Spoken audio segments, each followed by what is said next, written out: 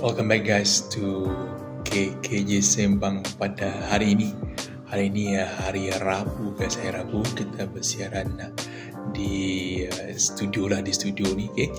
So, hari Rabu kita mulakan dengan perkembangan yang terbaru. Dah lama tak mengeluarkan video, dah lama dah.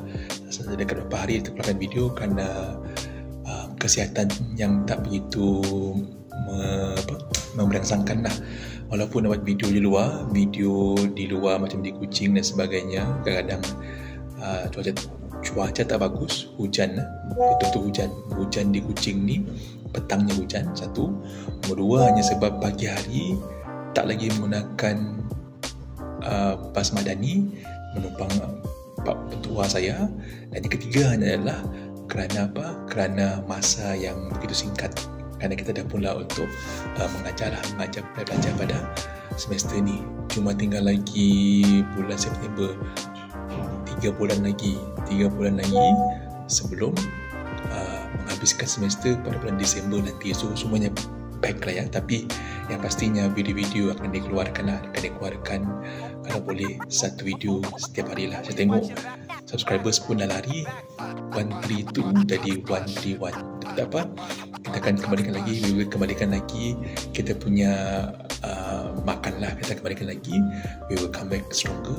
Dan juga kita akan fokus kepada pemandangan di Kuching pada waktu petang ataupun waktu pagi lah.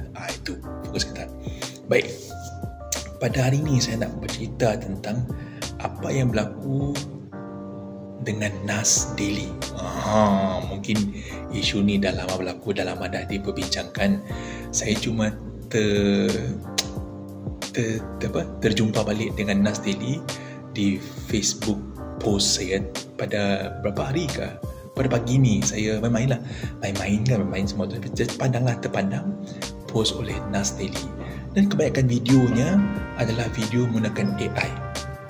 Bila saya korek balik, NAS Daily ni dia dah ubah 360. Dia nak menceritakan hal-hal sejarah menggunakan AI. Maksudnya penglibatan dia, kadang-kadang dia menggunakan visual yang betul lah, his own visual yang betul lah, dan juga kadang dia menggunakan AI menceritakan tentang sejarah-sejarah yang berlaku di seluruh dunia sejarah ya. Bila saya korek balik, sebenarnya NAS Daily ini dia punya view untuk YouTube ataupun Facebook dia semakin menurun kerana adalah hal-hal yang melibatkan diri dia dan juga hal-hal yang mungkin mengakibatkan followers dan juga subscribers dia semakin meninggalkan diri dia. Okay, seperti biasalah, kita ni sebagai content creator, kadang kita di atas, kadang kita di bawah. Kadang kita ni mungkin dah mencapai lebih daripada 1k subscribers, tiba-tiba mungkin silap sedikit kita ataupun orang dah mula bosan dengan video kita pun menjadi kurang subscribers, kurang followers, semuanya kurang lah, kerana sedikit saja kita punya salah silap. Itulah asam garamnya dalam dunia media sosial.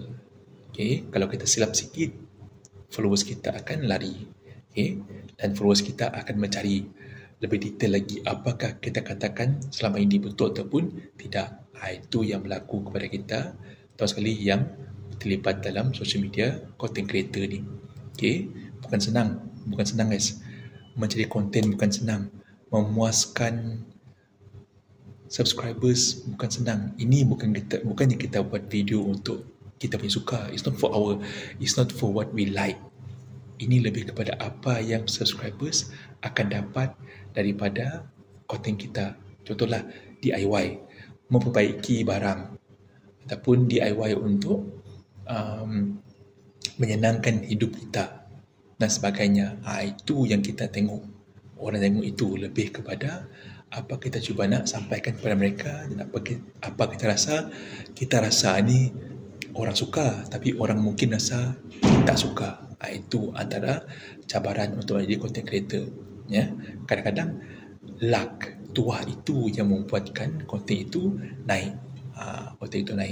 Mungkin contoh yang macamnya, contoh Mr. Beast. Mungkin dia rasa dia masih relevan sekarang ini, ataupun ISO speed mungkin relevan sekarang ini, ataupun Ashton Hall mungkin relevan sekarang ini, tapi tahun depan mungkin ada lebih bagus lagi content creator yang boleh mengalahkan mereka ini.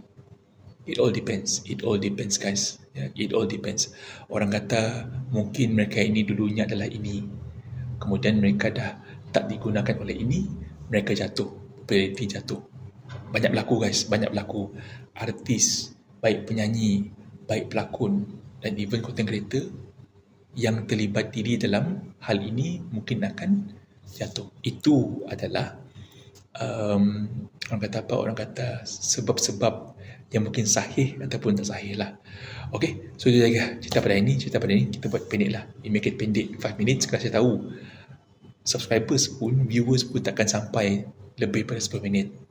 Format dulu 20 minit, orang akan follow sampai habis, tapi itu bergantung kepada content creator tersebut. Tapi kalau boleh 5 minit pun dah cukup guys. Okay, see you on the next Sembang real hidup chill guys. Bye.